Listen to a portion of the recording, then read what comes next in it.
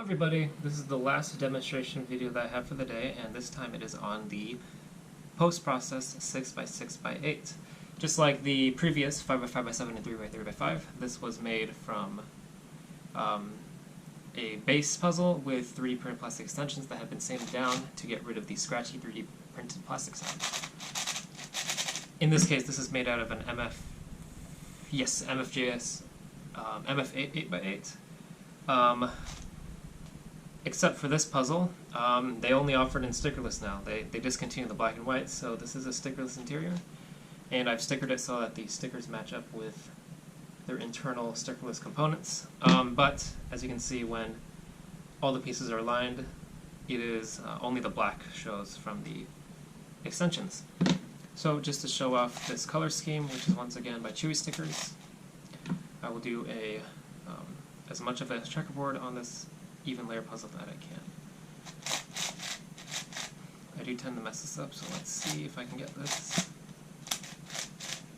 This could be it, and there we go. So yeah, once again, vibrant colors, same colors as the 5x5x7 and 3x3x5, and I still don't know what color exactly the screen is, but it does look very nice. Size comparison, bringing back in that same 3x3. This is a very compact puzzle. In fact, it's just slightly bigger than the 5x5x7. And I think it's great that, because I remember before when I made my first 6x6x8, I had to use the Shangshao 8x8, which is by no means a massive puzzle, but it's a lot bigger than this. And for someone with small hands like me, these compact puzzles are really great. And the 5x5x7 is still scrambled, but here is the 3x3x5, which you can see it's barely bigger than, but it is bigger than it though. So hopefully that satisfies the, well, in my opinion, I prefer when higher order puzzles are also bigger. And that unofficial rule does still apply here. So yeah, that's great in my opinion. And just going back from the checkerboard, as you can hear, no scratchy sound. Just the sound of the base puzzle that preceded it. Corner cutting check. Once again, one cubing. Just like with the 5x5x7, I do have this tightened down a little bit.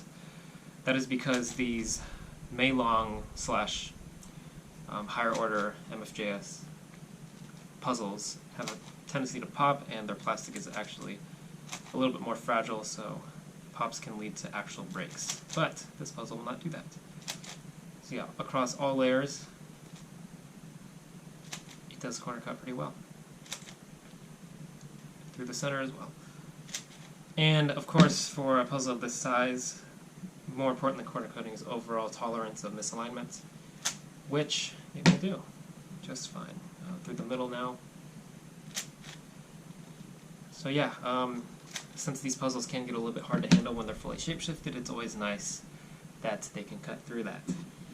But yeah, so from here, I think the best way to demonstrate turn quality is to just do a full scramble. So just like the 5x5x7, I will go ahead and do that. First, gotta scramble it without shapeshifting it. This will give the best possible scramble in the end.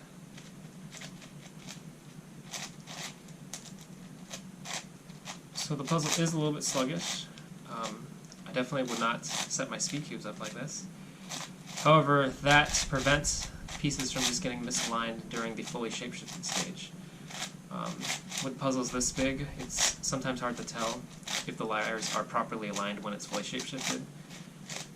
And having a tighter puzzle in this scenario creates a much better solving experience. In my experience solving some of these bigger puzzles. Let's break up some of these edge pieces.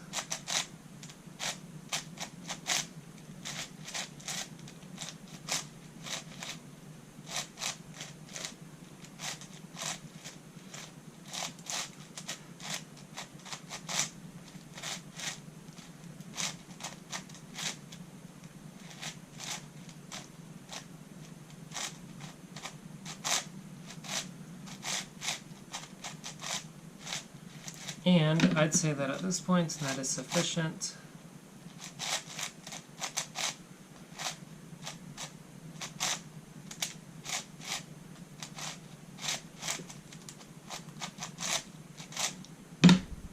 course I have to scramble this a little bit more after saying that, but yeah, there we go.